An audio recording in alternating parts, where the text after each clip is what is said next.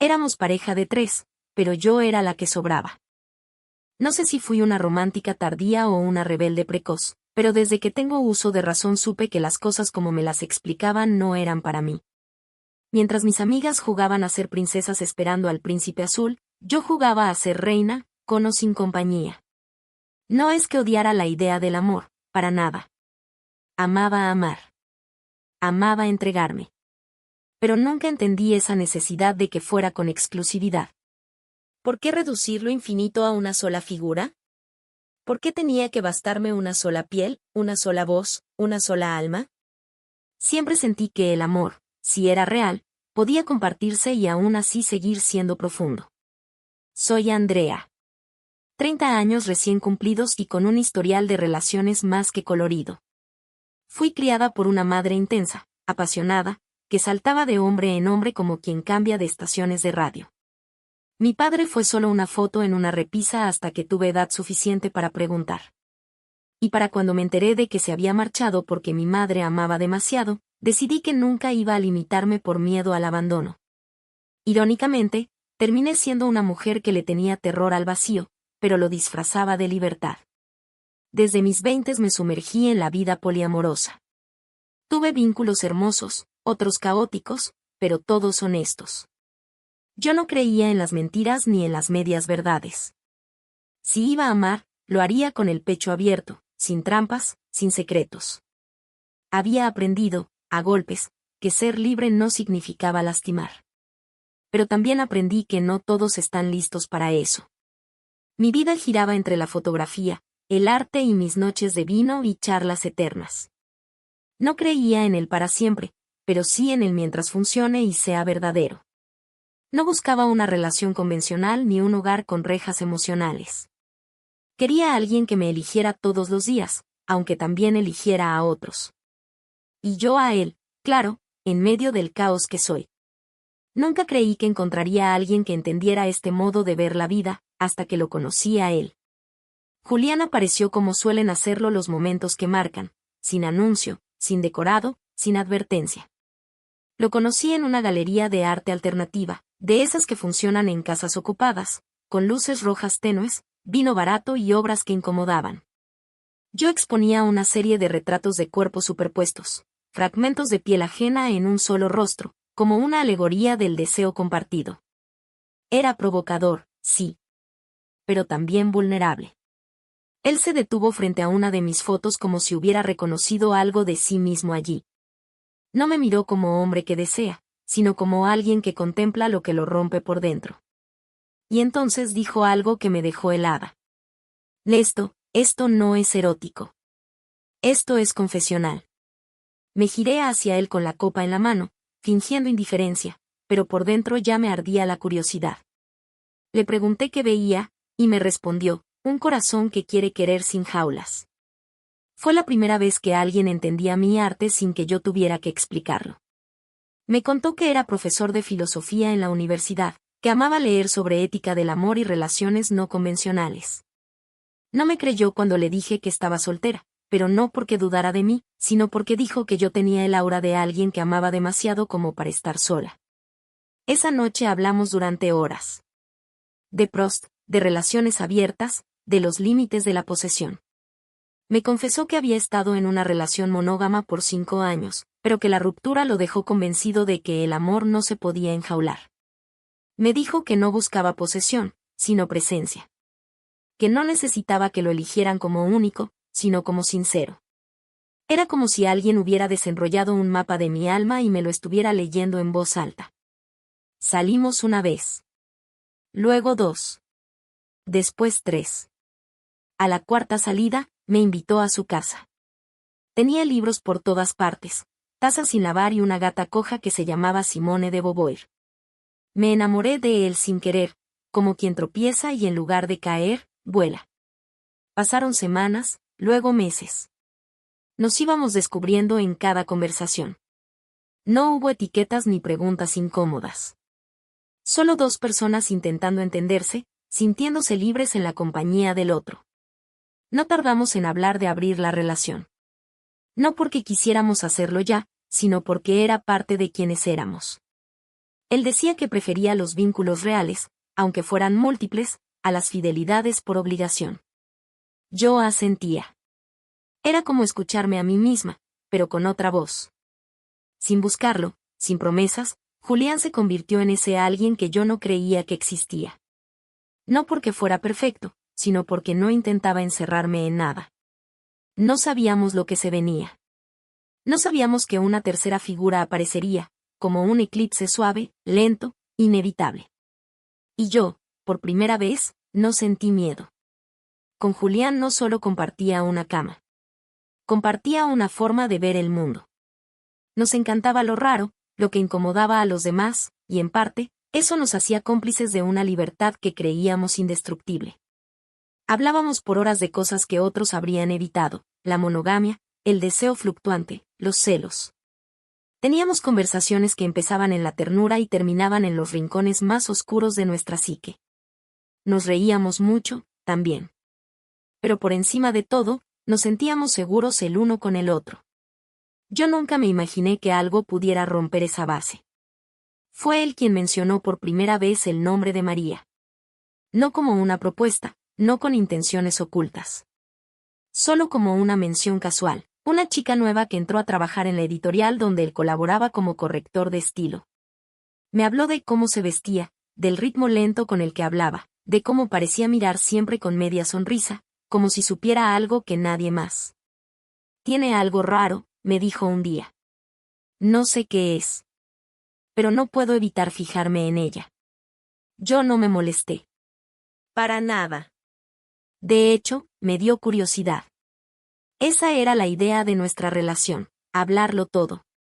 No había secretos, solo posibilidades. Le pregunté si le gustaría invitarla un día a una de nuestras cenas con amigos, y él dudó un segundo. No sé siquiera. Es medio reservada. Pero podría intentarlo. Y lo intentó. Una semana después, María estaba sentada en el extremo de nuestra mesa de madera, con una copa de vino entre las manos, escuchando más de lo que hablaba, mirando más de lo que intervenía. Yo la observaba sin culpa. Era magnética. No especialmente hermosa, pero algo en su postura, en cómo cruzaba los brazos, en cómo evitaba los silencios forzados, me hizo pensar que quizás, solo quizás, si era ese algo raro que Julián no sabía definir. Los días siguientes fueron un desliz lento hacia lo inevitable. Ella volvió a otra cena. Luego, a una salida al parque. Luego, a una noche de copas más íntima. No hubo conversaciones explícitas entre los tres, pero la energía ya estaba allí. María era sutil pero intensa. No forzaba nada, y sin embargo, lo envolvía todo. La primera noche que se quedó a dormir fue diferente a todo lo anterior. Fue consensuado, lento, cuidadoso. Los tres hablamos antes, tomamos vino, pusimos música suave. No hubo torpeza ni dudas. Fue una noche perfecta, una que me hizo pensar que todo lo que soñábamos con Julián era posible. Que una relación de tres, bien construida, podía ser tan válida y cálida como cualquier otra. Y durante un tiempo lo fue. María comenzó a aparecer más seguido. Al principio, su presencia se sentía como una novedad emocionante. Como cuando compras una planta nueva para tu sala y de pronto toda la casa parece más viva. Se quedaba los fines de semana, cocinaba con nosotros, se acurrucaba con uno y luego con el otro en el sofá. No había horarios ni reglas, solo esa vibración nueva, como si el amor pudiera expandirse y abrazarlo todo. Julián parecía más vivo desde que ella estaba. Más animado, más creativo. Le hacía comentarios dulces, gestos espontáneos, le llevaba libros que creía que le podían gustar. Yo lo observaba con orgullo, con cierta ternura, pensando que era hermoso ver cómo él podía querer a alguien más sin dejar de quererme a mí. Pero lentamente, algo fue cambiando. Era sutil, casi imperceptible. Las miradas entre ellos se alargaban un poco más. Las bromas compartidas entre ellos dos tenían códigos que yo no entendía. Empezaron a hablar de libros que no me interesaban, de películas que yo no había visto. Cuando veíamos una serie los tres, yo era la única que necesitaba subtítulos porque hablaban demasiado entre ellos. Y aún así, trataba de no darle importancia. Me repetía que esto era parte del riesgo de abrir la relación. Que los celos eran normales, pero no debían gobernarme. Que el amor no era una competencia, que lo habíamos hablado tantas veces. Hasta que empezaron a verse entre semana, sin mí. Al principio, era algo lógico. María trabajaba cerca de la oficina de Julián. Vamos a comer juntos, me decía él. Ella necesita apoyo con un tema personal, me decía ella. Yo sonreía, decía que estaba bien. Pero había una punzada sorda en mi estómago. Una punzada que se volvía más aguda cuando llegaba a casa y los encontraba riendo como si el mundo entero solo fueran ellos dos. Una noche, escuché cómo se decían te quiero cuando pensaban que yo dormía. No era que no me lo dijeran a mí también. Me lo decían. Pero de otra forma. Como si el te quiero que ellos compartían fuera una clave secreta, algo que yo no tenía derecho a decodificar. Aún así, no me atrevía a decir nada. No quería parecer insegura. No quería ser la posesiva, la dramática. No quería que me vieran como una amenaza para esa armonía que yo misma había ayudado a construir. Así que fingí. Fingí que todo seguía bien. Que el amor era así. Que no necesitaba exclusividad, que el amor múltiple también dolía a veces, pero que valía la pena. Hasta que empecé a darme cuenta de algo aún más devastador, no me estaban dejando fuera. Yo ya estaba fuera. Y lo peor era que ellos ni siquiera lo notaban. Llevaba meses sintiéndome como una sombra. No la sombra que acompaña, sino la sombra que se proyecta lejos, casi difusa. Cuando nos reuníamos los tres, ya no era la risa compartida la que iluminaba la habitación, sino la que ellos lanzaban al aire entre ellos dos, indiferentes a mi presencia. Comenzó con pequeñas fricciones, conversaciones rápidas que yo interrumpía sin darme cuenta, gestos inconscientes de cercanía entre ellos, miradas cómplices que me atravesaban en segundos. Intenté ignorarlo. Me repetía que estaba imaginando, que me había precipitado, que todo esto era normal. Pero la realidad era tan contundente como el aire que respiraba, yo ya no importaba. No de la misma manera. Ellos habían pasado de hablarme del futuro, de proyectos compartidos, a susurrarse secretos al oído con la certeza de que yo no estaba prestando atención. O peor aún, sabiendo que podía estarlo, pero no importaba. La culminación fue una noche específica. Cenábamos los tres en casa, pasta casera, vino barato, velas. Yo había elegido el menú porque sabía que Julián amaba la cocina italiana y María había hablado de una receta de su abuela. Pero entre plato y plato, la conversación pasó a otro lugar, los tres teníamos cicatrices emocionales. Alguien contaba algo y otros asentían. Cuando llegaba mi turno, mis palabras sonaban huecas. Parecían ecos de algo que ocurrió en otra vida. Sentí el vacío crecer dentro, como un tumor silencioso. Y me di cuenta de lo que era, el hecho de que, aunque compartíamos piel, ya no compartíamos corazón. Yo era un cuerpo más en ese espacio, una voz más en la conversación, pero mi voz no despertaba esperanza. Era rutinaria, ajena. Indiferente. Salí al balcón y me quedé mirando la ciudad.